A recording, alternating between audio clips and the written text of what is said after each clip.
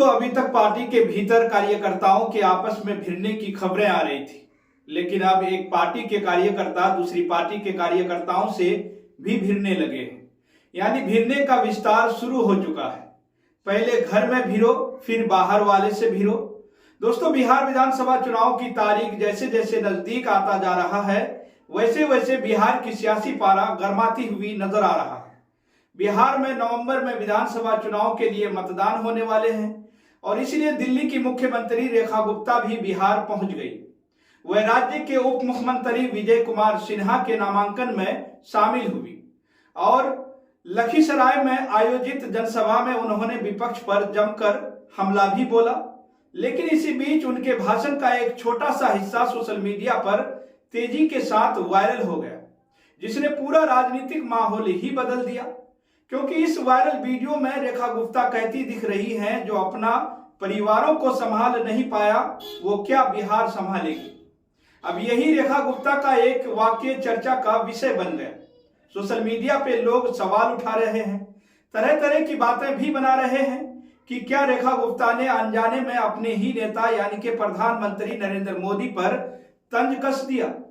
क्या भारतीय जनता पार्टी के एक मुख्यमंत्री अपने ही शीर्ष नेतृत्व के खिलाफ बयान दे रही है।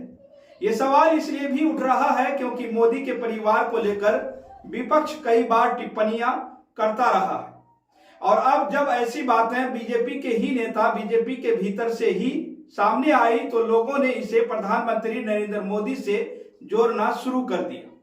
रेखा गुप्ता का इरादा भले ही विपक्ष पर निशाना साधना रहा हो, लेकिन यह बयान अब नरेंद्र मोदी से भी जोड़कर देखा जा रहा है। अब सवाल यह है कि क्या रेखा गुप्ता ने भाषण के जोश में यह बात कह दी या उनके शब्दों के पीछे कोई गहरी राज या राजनीतिक नाराजगी छिपी है कि बिहार की धरती पे यह बयान बीजेपी के अंदर किसी घमासान की झलक दिखाता है। क्या रेखा गुप्ता ने जानबूझकर यह बयान दिया है ताकि नरेंद्र मोदी से उसे जोड़ा जा सके? क्योंकि रेखा गुप्ता गई थी बिहार विपक्ष पर निशाना साधने, लेकिन मोदी पर ही उन्होंने सवाल उठवा दिए हैं। दरअसल दोस्तों, इस समय बिहार की राजनीति में सबसे ज्यादा चर्चा में जो बयान है वह दिल्ली की मुख्यमंत्री रेखा गुप्ता का है।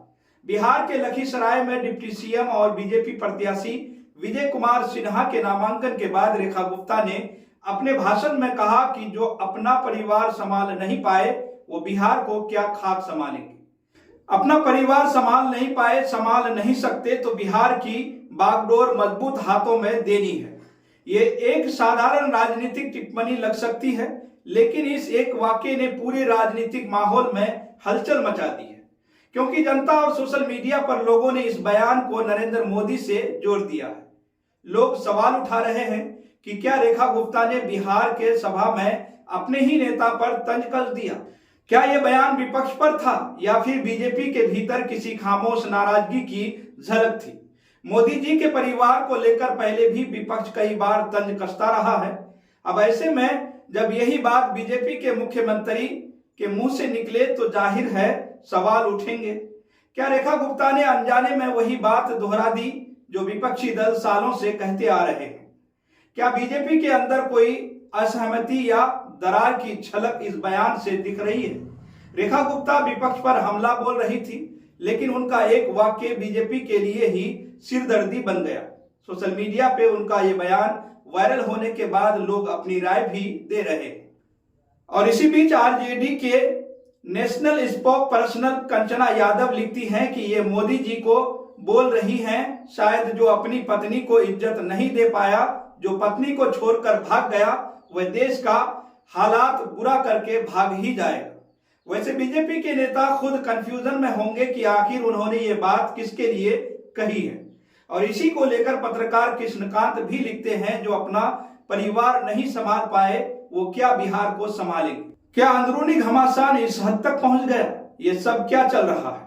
क्या वाकई अंदरूनी घमासान है जिसको रेखा गुप्ता ने सामने लाकर रख दिया और सीधा चुनावी निशाना नरेंद्र मोदी पर लग चुका है? वैसे बीजेपी के नेता खुद ही कंफ्यूजन में होंगे कि आखिर रेखा गुप्ता ने यह बात किसके लिए कह दी। उन्होंने मंच से कहा कि बिहार की बागडोर मजबूत हाथों में दो, उन लोगों के हाथों में मत दो जो अपना परिवार तक नहीं संभाल पाए। अब सवाल ये उठता है कि क्या उन्होंने ये तंज विपक्ष पर कसना चाहता था या अनजाने में बात उनके ऊपर ही चली गई? क्या पार्टी इस बयान का खंडन करेगी और साफ करेगी कि रेखा गुप्ता का निशाना विपक्ष पर था, ना कि अपने ही शीर्ष नेता पर? निशाना भले ही विपक्ष पर था, लेकिन बात कुछ ऐसा निकली कि जनता ने उसे नरेंद्र मोदी से ही जोड़ने लगा। अब बीजेपी के लिए मुश्किल खड़ी हो गई है और इसी को लेकर कांग्रेस नेता रागिनी नायक भी लिखती हैं कि रेखा गुप्ता जी ने तो धुआं उठा दिया है, अब मोदी जी को कंट्रोल कर रही हैं। इस पूरे विवाद ने ये तो बात साफ कर दी कि बिहार के चुनावी माहौल में एक वाकई कितना बड़ा राजनीतिक तूफान खड़ा कर सकता है। रेखा गुप्ता ने सोचा नहीं होगा कि उनको बिहार जाकर ऐसे भाषण देना भारी भी पड़ सकता है, क्योंकि लोग सीधे तौर पर उनके भाषणों को नरेंद्र मोदी से ही जोड़ने लगे। तो फिलहाल खबरों में इतना ही। आप देखते रहें केएनई न्यूज, जहां हर खबर बनेगी आपकी आवाज, देश की आवाज, सच के साथ।